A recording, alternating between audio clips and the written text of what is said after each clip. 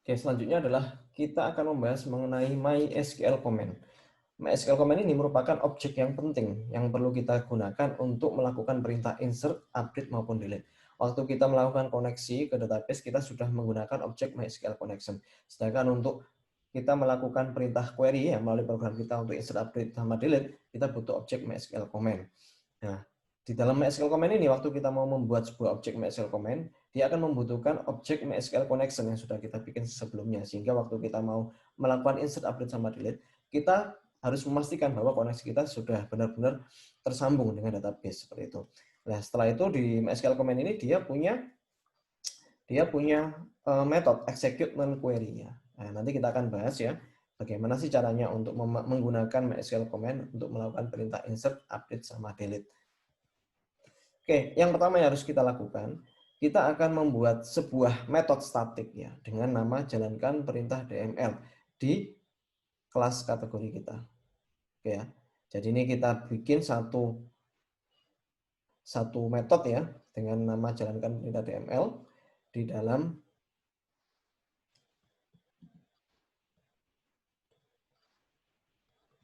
Oke. Yang harus kita lakukan, kita akan membuat satu metode ya dengan metode tipenya statik ya dengan nama jalankan perintah DML. Metode ini kita taruh di kelas koneksi ya. Ini bukan kelas kategori tapi kelas koneksi. Jadi kita taruh di kelas koneksi, nanti kita masukkan saat kita bikin metode dengan tipe statik dengan nama jalankan perintah DML. Nah, jalankan perintah DML ini dia akan kita gunakan untuk melakukan insert, update, maupun delete. Baik itu kita melakukan insert, update, maupun delete, kita bisa panggil nanti metode jalankan perintah DML. Bedanya adalah kalau kita insert, update, sama delete, bedanya nanti ada di SQL-nya, di parameter SQL ini, string SQL. Setelah itu kita nanti tambahkan ya, kita create objek koneksi k sama dengan new koneksi k.connect ya. Ini k.connect kita bisa skip ya karena di dalam metode di dalam konstruktor koneksi di dalamnya juga sudah dipanggil metode connect kan ya. Nah, setelah itu kita buat MySQL command ya, objek MySQL command, kita beri nama variabelnya c ya, new MySQL command yang kita butuhkan di sini query-nya apa ya, query insert, update, maupun delete-nya. Setelah itu kita butuh juga koneksi DB-nya. Nah, koneksi DB ini sudah kita dapatkan waktu kita create objek koneksi di sini. Ya, koneksi DB di sini kita masukkan. Langkah terakhir kita lakukan eksekusi di sini. C.execute non-query. Nah, ini untuk execute non-query ini kita gunakan untuk insert, update, sama delete ya. Oke, kita langsung coba saja di programnya. Kita masuk ke kelas koneksi. Nah, di sini kita di region method ya, kita tambahkan satu metode ya dengan tipe static ya, dia void dan kita beri nama jalankan perintah DML. Seperti ini. Jalankan perintah DML ini dia punya satu parameter dengan nama SQL. Seperti ini. Nah, setelah itu kita panggil ya, kita create objek koneksi terlebih dahulu. Oke. Nah, setelah itu kita bikin satu objek dengan tipe MySQL command.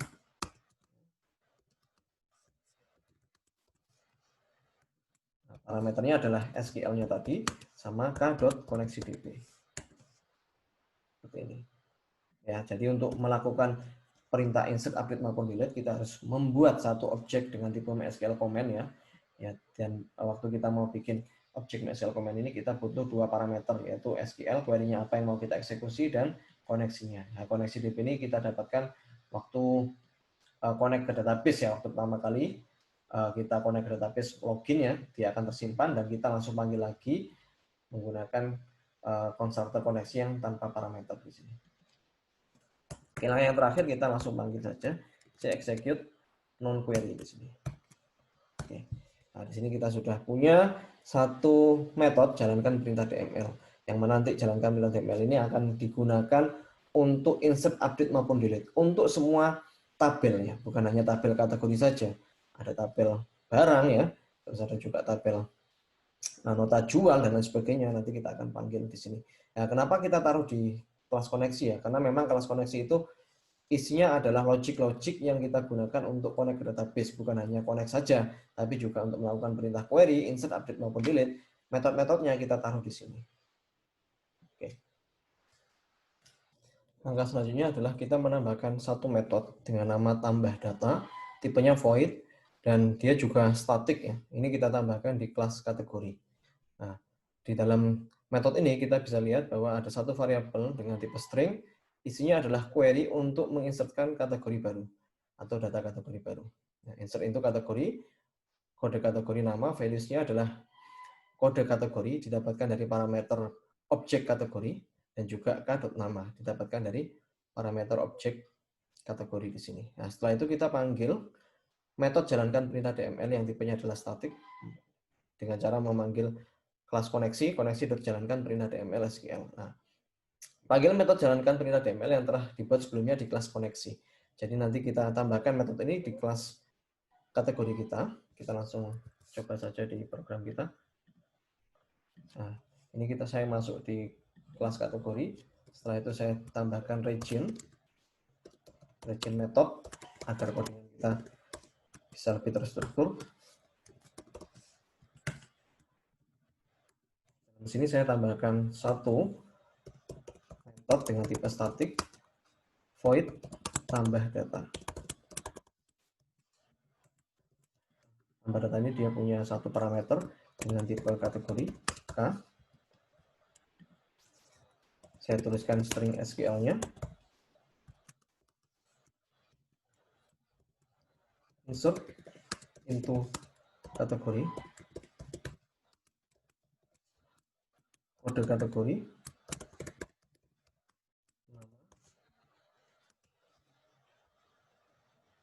Values.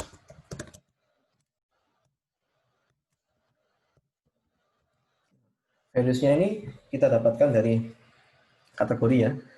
Jadi kita tambahkan seperti ini. Untuk sintaknya seperti ini. Kalau kita mau menambahkan satu variabel ya, kita bisa gunakan sintak seperti ini.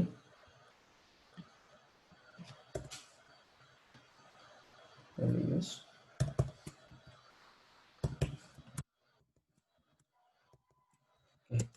Nah, kita harus awali dengan seperti ini ya. Ini saya mau mendapatkan kode kategori.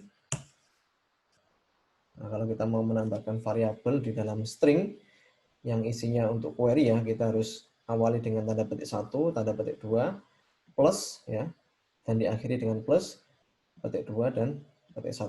Nah, dan juga yang kedua adalah saya masukkan namanya.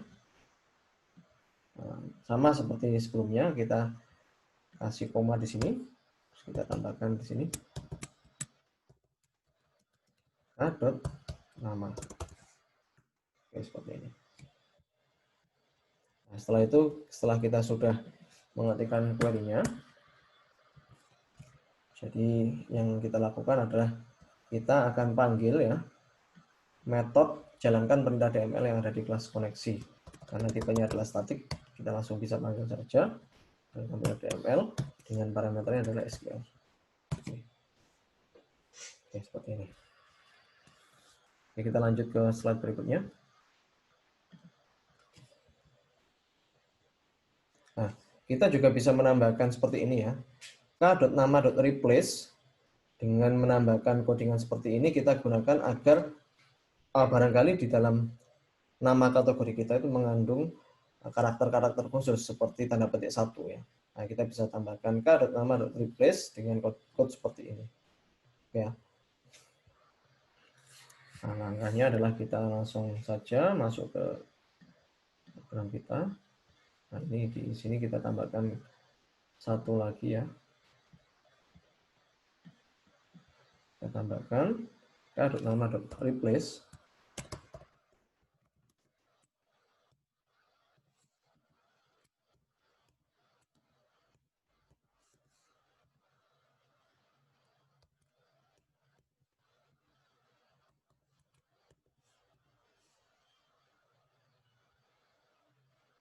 Ya, seperti ini.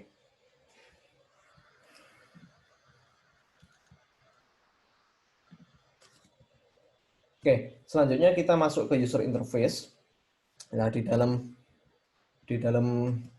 daftar kategori yang sudah kita bikin sebelumnya, waktu kalian klik button tambah, nanti akan muncul seperti ini ya. Nanti akan muncul form untuk tambah kategori. Nah, sehingga kita perlu menambahkan code seperti ini. Waktu kita klik button tambah di daftar kategori, kita akan memanggil ya, kita akan membuat sebuah objek form tambah kategori. Nah, formnya ownernya adalah ownernya ini, owner dari form tambah kategori adalah daftar kategori ini, dan kita show di sini ya. Form daftar kategori itu merupakan owner memanggil form tambah kategori ya. Setelah itu di button simpan ya, di button simpan yang ada di form tambah kategori, nanti kita akan tambahkan code seperti ini ya. Kita mulai dengan try catch. Setelah itu kita akan bikin satu objek kategori di sini, kategorikan sama dengan new kategori. Nah, text box kode kategori ini merupakan value yang kita dapatkan dari sini, kode kategori sama nama kategori. Nah, setelah itu kita langsung panggil saja tambah data di sini. Kategori itu tambah data K. Jadi waktu kita mau menambahkan objek kategori baru, waktu kita mau menginsertkan data baru di database, kita harus membuat objek tersebut. Nah, karena kita ingin menambahkan satu data kategori baru, otomatis kita harus bikin satu objek kategori baru. Oke, kalau misalnya nanti berhasil, kita berikan message data kategori telah tersimpan. Kalau gagal, kita berikan message juga penyimpanan gagal. Dan kita tambahkan juga kesalahan-kesalahannya. Seperti itu. Oke, nanti kalau berhasil kita klik OK, nanti akan muncul di sini data kategori yang baru. Oke, kita langsung coba saja di program kita. Kita masuk ke form daftar kategori.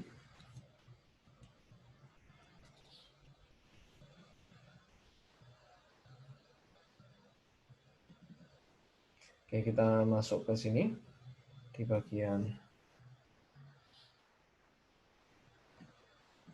tambah. Nah, ini kebetulan saya sudah tambahkan ya di sini untuk memanggil ya form tambah kategorinya di sini ya. Form tambah kategori, form tambah kategori, new form tambah kategori. Kita bikin objek form tambah kategori dulu, terus kita jadikan owner dari form tambah kategori ini. Ownernya adalah form daftar kategorinya, terus kita show di sini. Oke. Oke, setelah itu kita masuk ke form tambah kategori. Oke, ini saya hapus saja dulu. Oke, langkah yang harus kita lakukan di dalam sini ya, waktu kita klik button simpan, nah, kita harus menjalankan sintak tertentu atau kode tertentu. Oke, mula-mula kalian harus pastikan di dalam form tambah kategori kalian harus memanggil jual beli lib di sini, using jual beli lib, tergantung dari nama library kalian ya. Karena nanti kita di form ini kita akan memanggil beberapa kelas yang ada di jual beli lib atau di kelas library ini, sehingga kita harus memanggilnya, kita harus menggunakan using jual beli lib. Yang kita masukkan adalah nanti kita akan awali dengan try catch ya. Kita awali dengan try catch.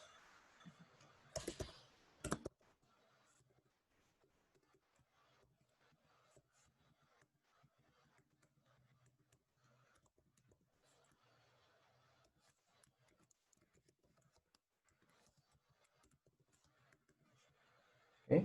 Terus di dalam try catch ini kita akan ciptakan satu objek kategori karena kita mau menambahkan kategori baru. Kategori K sama dengan new kategori. Karena kategori konstruktornya punya parameter, jadi kita tambahkan parameternya adalah text box kode kategori, text, dan text box nama kategori, text. Oke, kita sudah membuat satu objek kategori baru. Langkah selanjutnya adalah kita panggil metode tambah data yang sudah kita bikin sebelumnya dengan parameter objek kategori yang barusan kita buat tadi. Nah, kita kasih warning kalau misalnya datanya berhasil kita masukkan, kita kasih warning seperti ini. Data kategori telah simpan.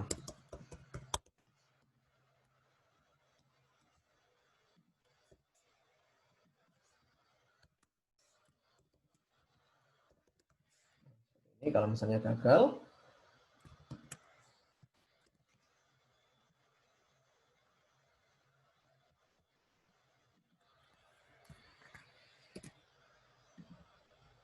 nah, kalau gagal kita berikan pesan kesalahan.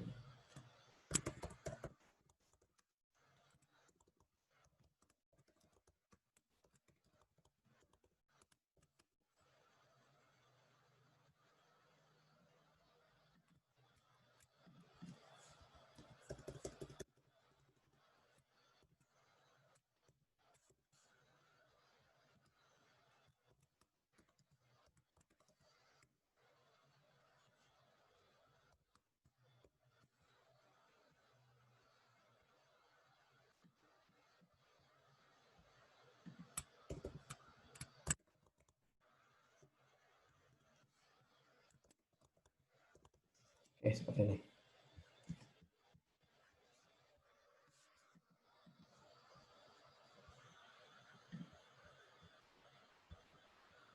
Oke, kita langsung coba saja, kita coba eksekusi perintahnya.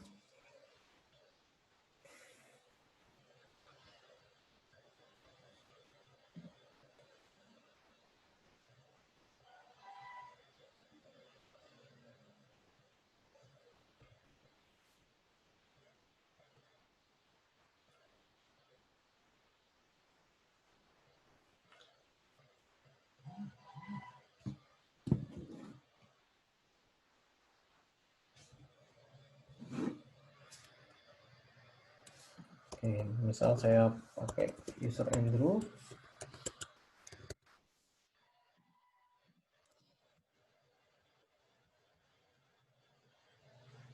Oke, terus saya masuk ke kategori. Waktu saya nanti tekan button tambah, nanti akan muncul seperti ini.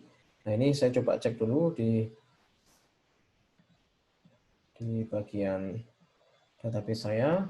Itu sudah ada 7 kategori ya. Ini saya mau masukkan kategori yang baru. Ini coba saya refresh dulu.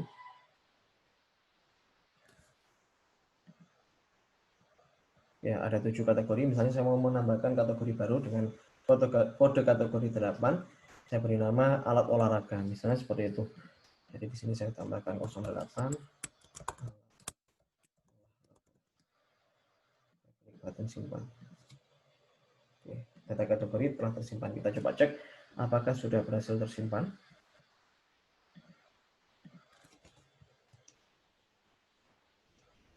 Oke, saya sudah berhasil menambahkan kategori di sini, kategori baru yaitu alat olahraga.